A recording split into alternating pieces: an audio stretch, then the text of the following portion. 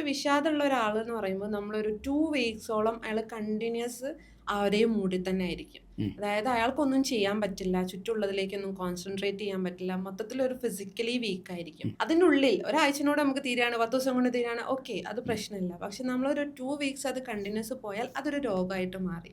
അപ്പം നമ്മളത് ഒരു പ്രൊഫഷണലിന്റെ ഹെൽപ്പ് തേടേണ്ടി വരും. കാരണം നമുക്ക് സ്വയം ഈ ഡിപ്രഷന്റെ ഒരു പ്രശ്നം എന്താ വെച്ചാൽ നമുക്ക് സ്വയം അതിന്ന് പുറത്തേക്ക് വരിക എന്നുള്ളത് കുറച്ച് പണിയാണ്. നമുക്ക് ഒരാളെ ഹെൽപ്പ് വേണ്ടി വരും. അപ്പം നമ്മൾ ഡിപ്രഷനിലാണെന്ന് നമ്മളൊരു ഫ്രണ്ട് മനസ്സിലാക്കിയാലും മതി, നമുക്ക് പുറത്ത് വരാൻ പറ്റും.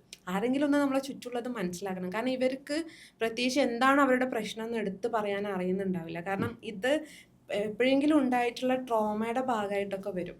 അപ്പം ഉണ്ടായിട്ടുള്ള എന്തോ ഒരു ഇൻസിഡന്റ് കൊണ്ടായിരിക്കില്ല വരുന്നത്. അപ്പം എന്തുകൊണ്ടാണ് ഞാൻ ഇങ്ങനെയെന്ന് അവർക്ക് പോലും ചിന്തിച്ചാൽ ചിലപ്പോൾ മനസ്സിലായിക്കൊള്ളണമെന്നില്ല. അപ്പം അവരെ ഉയർത്തിക്കൊണ്ട് വരാൻ ആരെങ്കിലും ഒന്നും അവരുടെ കൂടെ ഉണ്ടെങ്കിൽ അവർക്ക് പൊങ്ങി വരാൻ പറ്റും. അല്ലാത്തവരെന്തായാലും ഒരു പ്രൊഫഷണലിന്റെ ഹെൽപ്പ് തേടി അവരൊരു തെറാപ്പിയിലൂടെ ഒക്കെ നമുക്ക് മാറ്റിയെടുക്കാവുന്ന സാധനമേ ഉള്ളൂ. പക്ഷെ നമ്മളത് മനസ്സിലാക്കുക എന്നുള്ളത് ഇതുപോലെ എത്ര കാലം അത് നീണ്ടു നിൽക്കുന്നു എന്നുള്ളതിലാണ്. പലപ്പോഴും നമ്മളിത് മാറിക്കോളുമല്ലോ എന്ന് വിചാരിച്ചിട്ട് തള്ളിക്കളയുന്ന സാധനമാണ്. അതൊരു ഹൈ എൻഡ് എത്തിയിട്ട് ഇനിയൊന്നും ചെയ്യാൻ കഴിയില്ല, ഒന്നിനും കഴിയാൻ ഞാൻ വെറുതെ ഇരുന്നാൽ തന്നെ ഞാൻ സ്ട്രെസ്ഡ് ആണ് എന്ന് തോന്നുന്ന രീതിയിലാവുമ്പോഴാണ് ആളുകൾ ഞാൻ ഡിപ്രഷനിലാണ് ഉം. എന്ന് ഉം. ഉം. മനസ്സിലാക്കുന്നത്. ഈ ഡിപ്രഷൻ പോയി പോയി നമ്മൾ സൂയിസൈഡിൽ വരെ എത്തുന്ന കേസസ് ഒക്കെ ഉണ്ട്. ഉം.